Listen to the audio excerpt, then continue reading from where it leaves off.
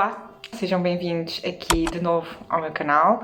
Hoje vou-vos trazer uma nova história que, embora eu acho que muita gente conheça esta história em linhas gerais, eu acho que muita gente não conhece até ao final mesmo, que eu diria que é a parte mais mórbida da história em si. Esta é a história de Dom Pedro e Dona Inês de Castro.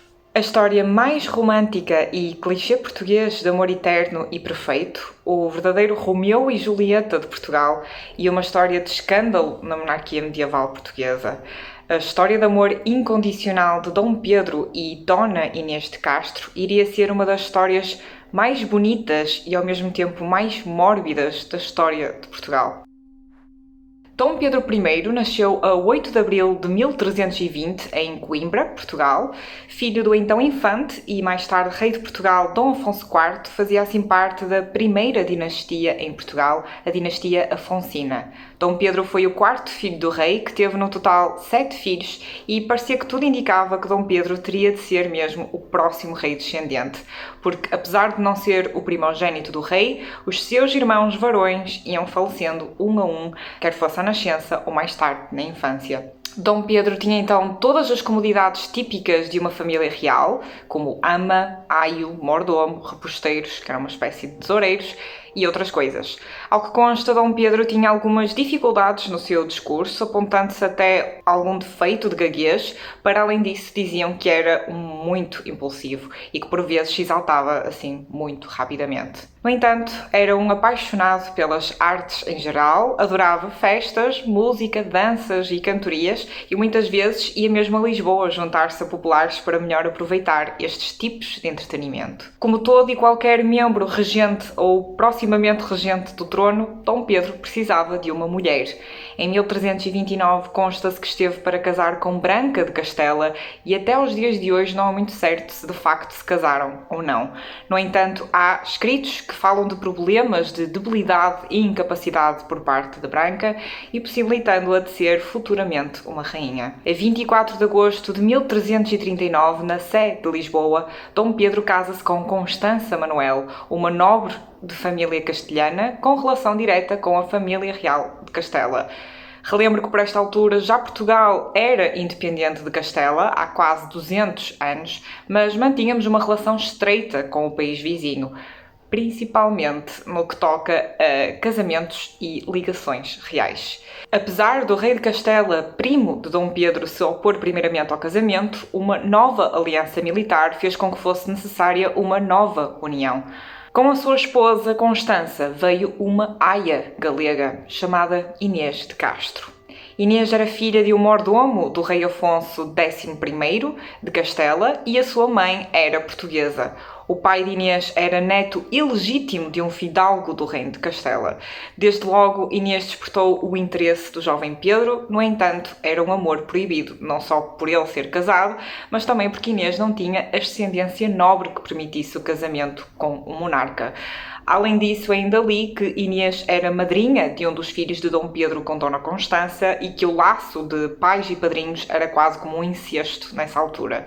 Também Inês e Pedro eram, no fundo, primos em segundo grau, ou seja, era proibido casarem-se pela igreja.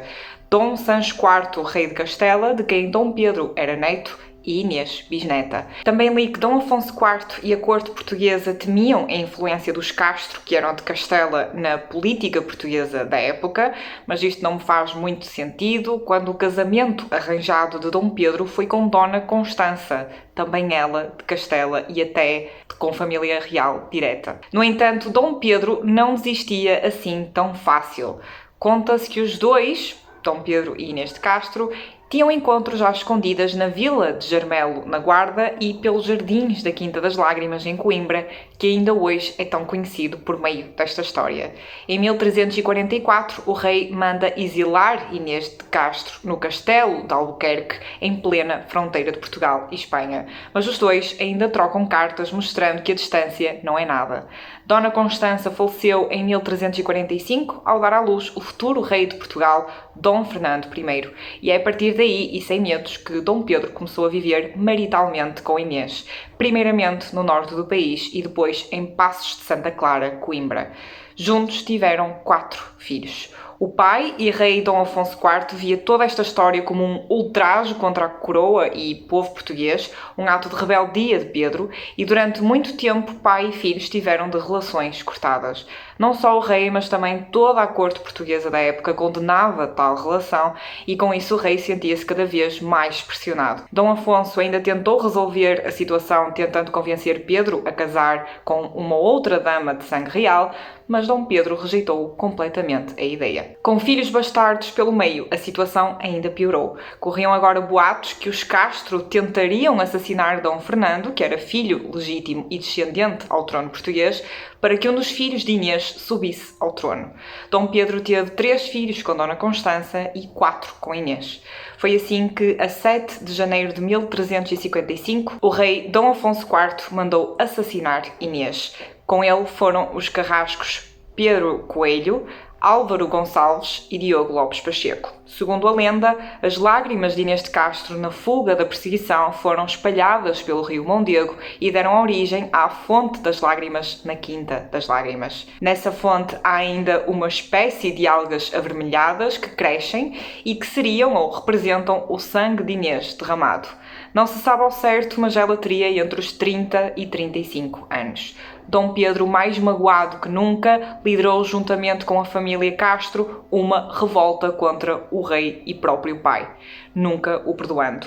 Mas Dona Beatriz conseguiu evitar o pior, restabelecendo a paz em 1355. Em 1354, Dom Pedro faz a declaração de Cantanhede, onde legitima os filhos que teve com Inês, afirmando com mais 2 testemunhas que os dois se casaram em segredo. Dom Pedro ascendeu ao trono português em 1357, depois do pai lhe delegar grande parte do poder ainda em vida, embora morrendo pouco tempo depois. Um dos seus primeiros atos como rei foi mandar prender e matar 2 dos 3 assassinos da sua amada Inês, segundo a lenda, arrancando-lhes o coração, um pelo peito e outro pelas costas. Daí veio o seu cognome de o Cruel.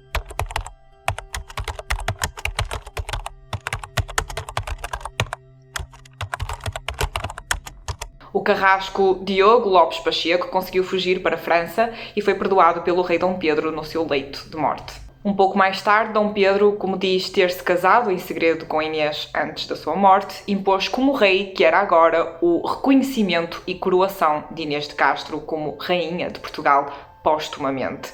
O mito de uma cerimónia de coroação e de beijamão ao corpo já decadente de Inês nasceu só por volta do século XVI. Em abril de 1360 foi ordenada a trasladação do corpo de Inês de Castro de Coimbra para o Mosteiro Real de Alcobaça, onde Dom Pedro também mandou construir 2 enormes túmulos para que também ele, quando morresse, estivesse sempre a seu lado.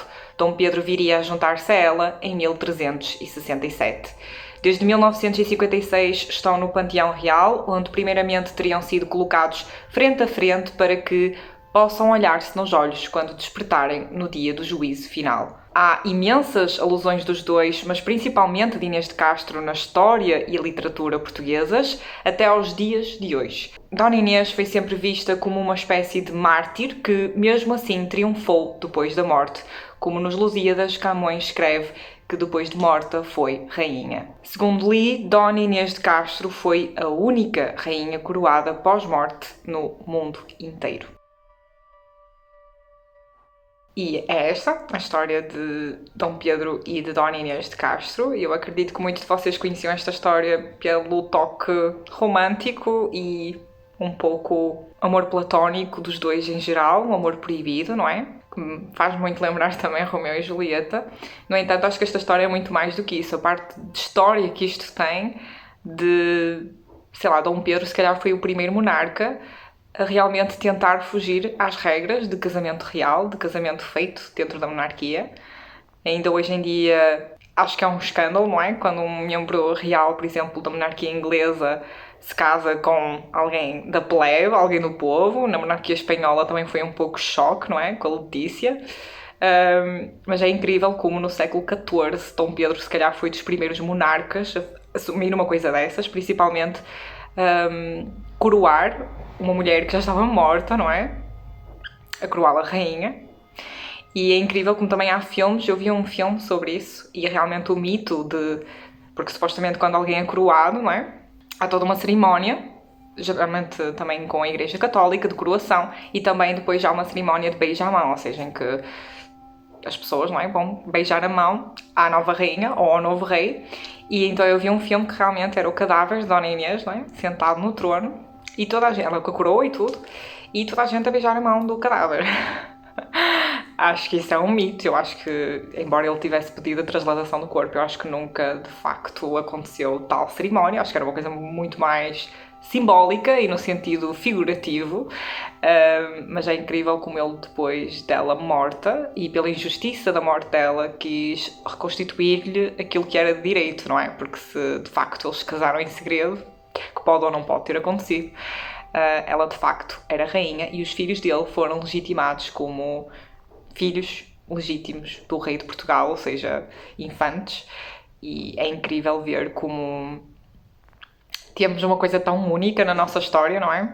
Eu procurei, mas eu de facto não vi nenhum caso no mundo inteiro de alguma rainha ou rei que tenham sido coroados depois de mortos. Deixem nos comentários o que é que acharam de toda esta história, se já conheciam ou não conheciam todos os pormenores mais ínfimos dela também. Se gostaram, não se esqueçam de deixar o vosso like e subscrever ao canal, se ainda não estiverem. Por hoje é tudo e vemo-nos no próximo.